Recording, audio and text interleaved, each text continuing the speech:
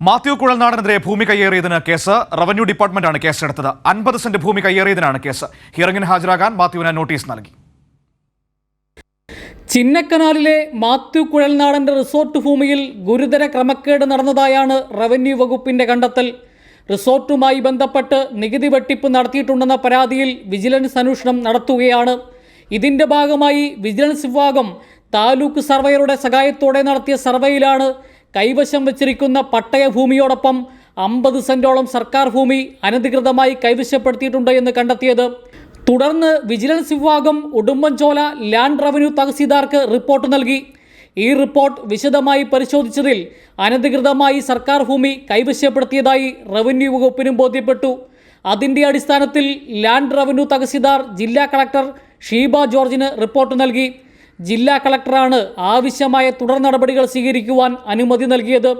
ഇതിനെ തുടർന്നാണ് ഭൂസംരക്ഷണ നിയമപ്രകാരം ഉടുമ്പൻചോല ലാൻഡ് റവന്യൂ തഹസീൽദാർ സീമ ജോസഫിൻ്റെ നിർദ്ദേശപ്രകാരം ചിന്നക്കനാൽ വില്ലേജ് ഓഫീസർ കേസെടുത്തത്.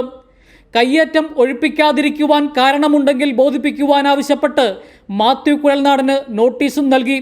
വില്ലേജ് ഓഫീസർ ചിന്നക്കനാലിലെ റിസോർട്ടിൽ നേരിട്ടെത്തിയാണ് നോട്ടീസ് നൽകിയത്. കൈരളി ന്യൂസ്, ഇടുക്കി.